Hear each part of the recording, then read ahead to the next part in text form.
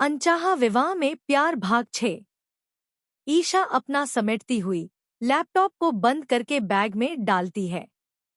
Isha cabin से बाहर आकर देखती है विनीत भी जाने की तैयारी में था। जिया बड़बड़ाती हुई कमरे से निकलकर गेस्ट रूम में आती है अपना सामान लेकर।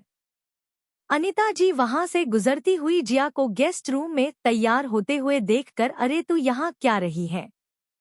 देखिए ना मम्मी जी, आपके बेटे और उसके बेटे दोनों ही मुझे तंग करने में लगे हैं, इसलिए हम यहाँ आकर तैयार होने लगे। जिया शिकायत लहजे में कहती है। जिया की बात सुनकर अनिता जी मुस्कुराती हुई, किसकी इतनी हिम्मत कि मेरी प्यारी बच्ची को तंग करें? चल तू मेरे साथ, आज अपने बेटे की अच्छी सी खबर लूंगा। अनिता जी जिया को लेकर उसके कमरे में आती है। कमरे में सामने सीन देखकर दोनों हैरानी से सामने देख रही थी। व्हाइट पेपर जिसमें बड़े बड़े अक्षरों में सॉरी लिखा हुआ था। राहुल और ईशान दोनों उसे हाथ में लेकर अपने चेहरे के आगे किए आगे थे। जिया यह देखकर हैरानी से आंख छोटी छोटी करके घूर रही थी। अनिता जी अंदर आकर, क्यों मेरी बच्ची को तंग कर रहो हो राहुल? राहुल वो पेपर नीचे करता हुआ, माँ माफी भी तो मांग रहा हूँ। यह देखिए राहुल वो सॉरी का पेपर आगे करता हुआ कहता है। मम्मी हर बार का इनका ऐसा ही है, पहले कुछ गलती करते हैं फिर आ जाते हैं माफी मांगने के लिए। हाँ तो माँ, यह खुद मुझे गुस्से का मौका देती है तो मुझे गुस्सा आ जाता है, राहुल अपनी सफाई में कहता है। अनिता जी उन दोनों की तू मैं सुनकर परेशान हो गई थी। अनिता जी उन दोनों को चुप करती हुए, एक मिनट तुम दोनों चुप हो जाओ और यह बताओ बात क्या हुई जो तुम दोनों इस तरह झगड़ रहे हो?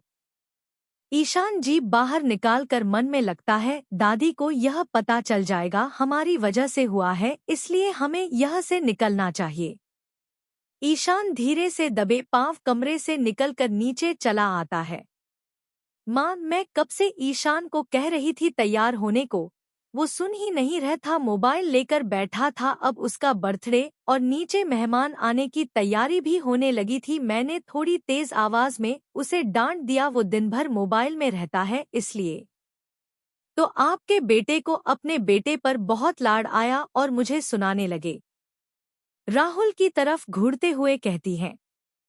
अनिता जी यह बात सुनकर राहुल की तरफ देखकर, राहुल जिया अगर ईशान को नहीं डांटेंगी तो वो और ज्यादा बिगड़ने लगेगा। बच्चों को थोड़ा बहुत गलत बातों पर डांटना जरूरी है। अगर मोबाइल ज्यादा चलाएगा और आंखें खराब हो गई तो जिया भी उसकी माँ है। माँ अगर प्यार कर सकती है तो डांट भी सकती है। अनिता जी लास्ट वाली लाइन पूरी करते हुए राहुल के कान खींचती हुए, चल जिया भी माफी मांग। मान बहुत दर्द हो रहा है, राहुल कहता है। अगर माफी नहीं मांगी जल्दी से तो और ज्यादा दर्द होगा।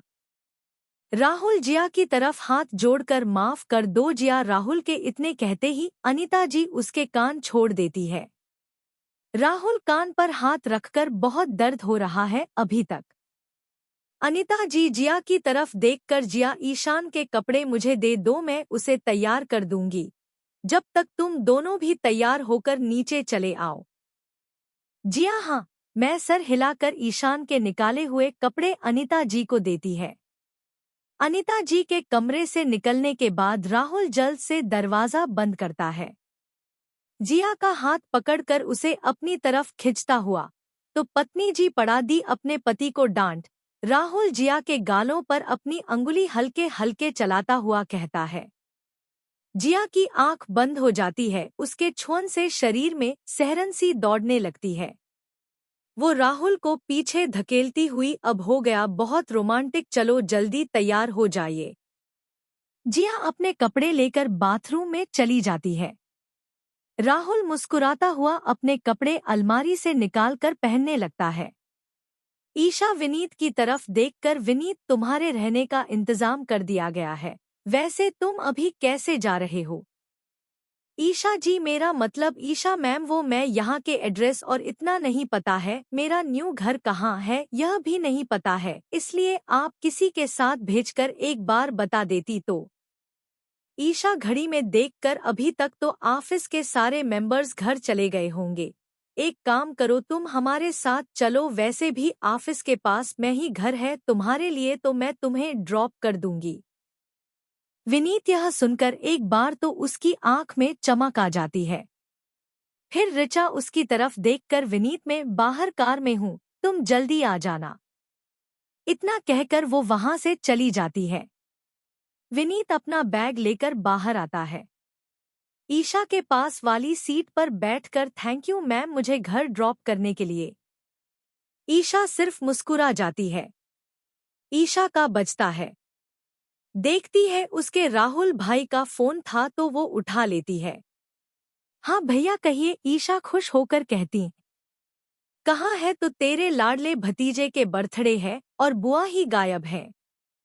अरे भैया ऑफिस में आज जरूरी काम था इसलिए निकलने में देरी हो गई, पर चिंता मत कीजिए, पार्टी शुरू होने से पहले ही हम आ जाएंगे। ईशा फोन रखकर ड्राइविंग पर ध्यान देने लगती है। एक साइड ट्रैफिक जाम में ईशा फंसी हुई थी। दूसरी साइड से राघव की कार ट्रैफिक जाम में थी। राघव के पास वाली सीट पर ज्योति बैठी हुई थी। राघव का ध्यान खिड़की से ईशा की कार की तरफ जाता है, जो थोड़ी दूर थी पर दिखाई सब दे रहा था। राघव ईशा के गाड़ी में ईशा के पास सीट पर बैठा विनीत को देखकर वो हैरान था। अगले भाग में कैसा लगा आप सबको जरूर बताएं और मेरे चैनल को सब्सक्राइब जरूर करें। धन्यवाद।